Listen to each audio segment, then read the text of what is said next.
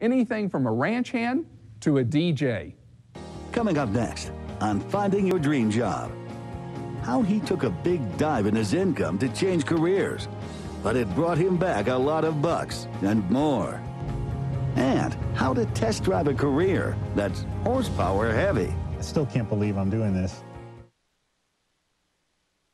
Channel 2 Action News at 5. Now, football's exciting, but he didn't have to pass out. Oh, no, wait, I'm sorry. To make a successful career change, my clients is to identify the companies that you think you might want to work for and then contact them directly.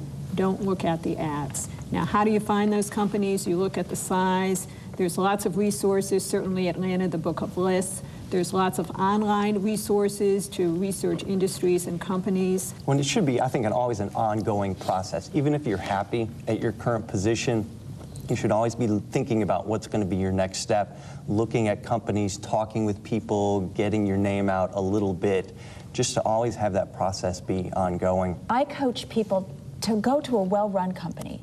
I don't care if it's big or if it's small, but it could be big and poorly run, and you're not going to learn much.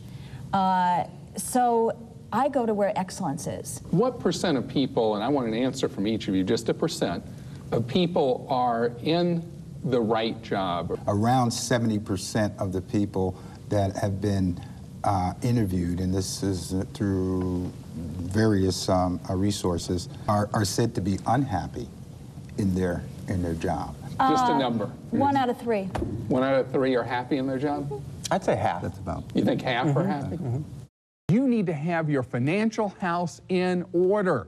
Some people make a career change just to make more money. But if you're chasing your dream, it might mean making less initially.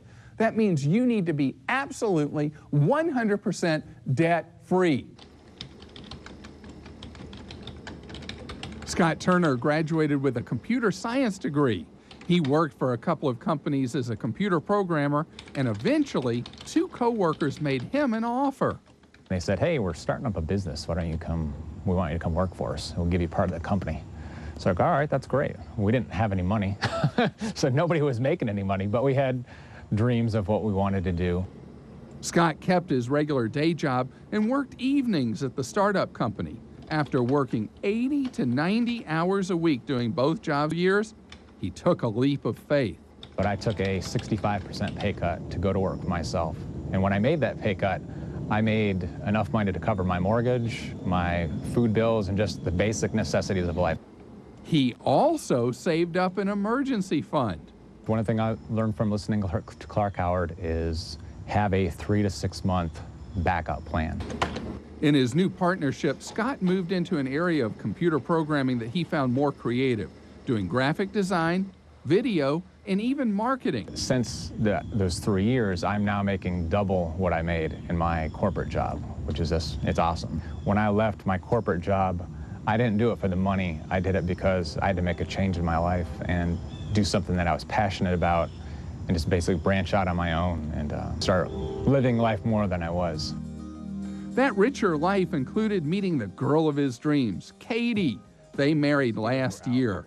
He encouraged her to take a chance, quit her job, and go back to school for her master's. You need to take the risk, and you need to live your dream and follow what's in your heart so that when you're older in life that you don't look back and miss out. Labor studies show that 85% of all jobs are hidden and never advertised. So how do you find your dream job? We asked the experts.